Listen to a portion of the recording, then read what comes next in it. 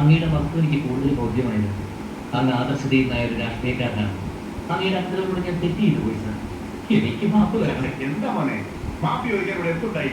വിവാഹം എന്നാവും ചില കശവിശകളൊക്കെ ഉണ്ടാവും. ഭാര്യയ്ക്ക് ഭർത്താവ് കൊടുത്തോന്ന് പറയും. കൊടുക്കണമല്ലോ, അതിനാ കൈ തന്നിരിക്കുന്നത്. കേട്ടോ ഇരിക്കട്ടെ, ഞാൻ അളിയോട് പറയുകയായിരുന്നു, ഇതോട് കാണിച്ച് ഒട്ടും ശരിയായില്ലെന്ന്. കേട്ടില്ല, താനാണോ യഥാർത്ഥ രാഷ്ട്രീയക്കാരൻ? 5 മിനിറ്റ് മുമ്പ് താൻ പറഞ്ഞാൽ തന്നാ ഇറതി കൊണ്ട് സലൂട്ട് ചെയ്യിക്കും. ഡൈവോഴ്സ് ചൊറിയോട്ടാൻ പറയാം.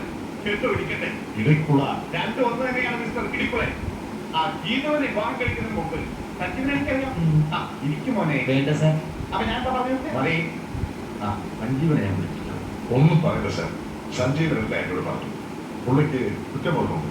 സാറിനെയും അഖിലിനെയും ഒറ്റയ്ക്ക് ഫേസ് ചെയ്യാൻ മടി. അതുകൊണ്ടാണ് ഞാൻ കൂടെ പോകുന്നത്.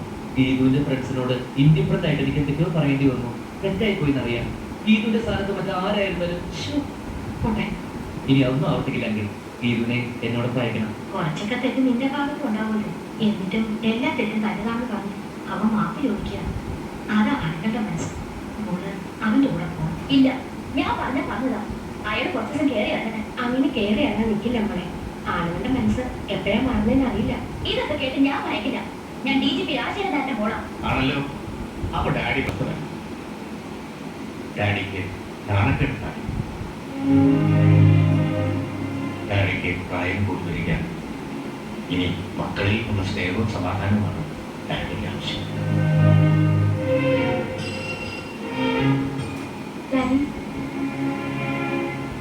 ഞാൻ കാരണം എന്റെ ഡാഡി പോകാൻ പാടില്ല, വേദനിക്കാൻ പാടില്ല. ഡാഡിയാണ് എനിക്കല്ല. ഡാഡിക്ക് വേണ്ടി ഞാൻ പോവാം ഇപ്പൊ തന്നെ.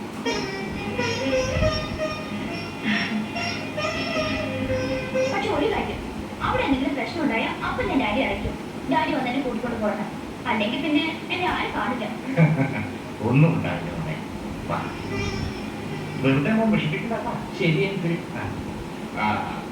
സജീവൻ, എന്റെ മോള് പിണക്കമെല്ലാം മറന്ന് തന്റെ കൂടെ വരികയാണ്.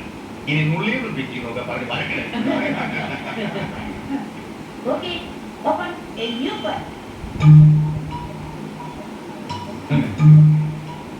കമ്മീഷണറെ, 10 മണിക്ക് വരുമെന്ന് എനിക്ക് അറിയാമായിരുന്നു. ഇനി എന്നെ ഭരിക്കാന്ന് കരുതണ്ട. അതാ പെണ്ണിന്റെ മിടുക്ക്. എടി DGPയുടെ മോളെ, ഇനിയാണ് സഞ്ജീവിന്റെ യഥാർത്ഥ മുഖം നീ കാണാൻ പോകുന്നത്. എന്റെ കണ്ടകച്ചിനെ തീർക്കും. ഇനി നിന്റെ കണ്ടകച്ചിനെയാടി. മോള് സമാധാനമായിട്ട് വയ്ക്കും. അത് നമ്മൾ മാത്രം അറിഞ്ഞാൽ മതി. നാട്ടുകാരറിയണ്ട. നാട്ടുകാരുടെ മുമ്പിൽ നമ്മൾ സന്തുഷ്ടരാണ്. പലതുകാരെ വെച്ച് കളിക്കാൻ പോലെ.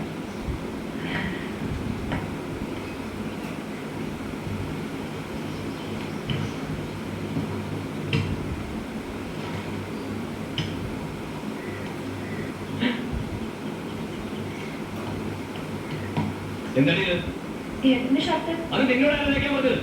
ഗീതു മോളെ, ഗീതു കണ്ടില്ലേ എന്റെ ഷർട്ട് ഇവിടെ തേക്കുന്നു. ഞാനിപ്പോ വന്നത് എന്ത് ഭാഗ്യം. ഭർത്താവിന്റെ ഷർട്ട് അലക്കുക, തേക്കുക, അടുക്കളയിൽ കയറി ചോറും കറിയൊക്കെ വയ്ക്കുക, ഇതൊക്കെ ഭാര്യയുടെ മാത്രം അവകാശങ്ങളാണ്. സഹോദരിമാരും അച്ഛനൊക്കെ അവരവരുടെ സ്ഥാനത്ത് നിന്നാൽ മതി. വെറുതെ അമിത സ്വാതന്ത്ര്യം തന്നെ ഭാര്യയുടെ മനസ്സോട് ക്ഷോഭിച്ചിട്ടുണ്ടല്ലോ. നിങ്ങൾക്കൊന്നും അടുക്കളയിൽ വേറെ പണിയില്ലേ? കുട്ട ഷർട്ട് തേച്ചോളൂ.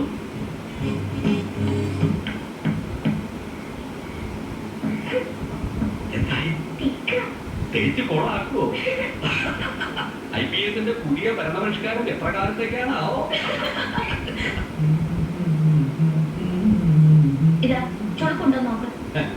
നമ്മുടെ ജീവിതത്തിലെ ചുരുക്ക് വീണില്ലേ കൂട്ടാ, നമുക്കതൊന്ന് തേച്ച് ശരിപ്പെടുത്തി എടുക്കണം. പല കുറി കരയുമ്പോൾ ചിരിക്കാൻ പഠിക്കും എന്ന് പറഞ്ഞ പോലെ പല കുറി തേക്കുമ്പോൾ തേക്കാൻ പഠിക്കും. അടുക്കളയിൽ ആരുമില്ലേ? ബ്രേക്ക്ഫാസ്റ്റ് റെഡിയായോ? എന്താ ഇതിനൊക്കെ താമസം? ഇനി മുതൽ കാര്യങ്ങൾ മണിയായിട്ട് ഇറങ്ങണം. പറയൂട്ട, നമുക്ക് ബ്രേക്ക്ഫാസ്റ്റ് കഴിക്കാം. ഇതൊക്കെ ഇവിടെയാണോ കൊണ്ടുവയ്ക്കുന്നത്? എല്ലാത്തിനും അടുക്കി ചിട്ടി നീറ്റ്നസ് വേണ്ടേ? അതെങ്ങനെ ഉണ്ടാവാനാ? ഏതൊരു ചീട് ഏറ്റിന്റെ മക്കളല്ലേ?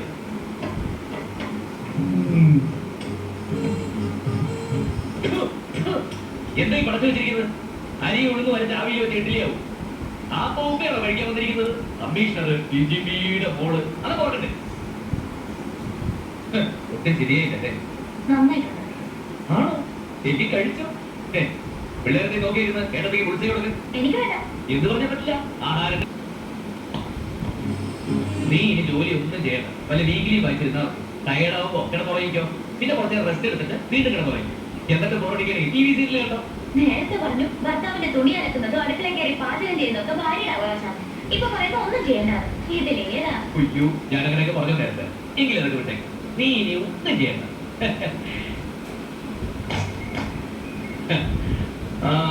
ഇടയ്ക്കിടയ്ക്ക് ഓഫീസിലേക്ക് വിളിക്കണേ കൂട്ടാ. 5 മിനിറ്റ് ഇടവിട്ട് നിന്റെ ശബ്ദം കേട്ടില്ലെങ്കിൽ ഞാൻ ആകെ മൂടൗട്ടാവും. ഇനി ഓരോന്ന് ആലോചിച്ച് മനസ്സിലാക്കാൻ ഇടപെടണ്ട. Sorry sir. എന്നാലും ഇനി അങ്ങോട്ട് ഞങ്ങളുടെ ജീവിത മാറ്റി പൊളിയാണ്.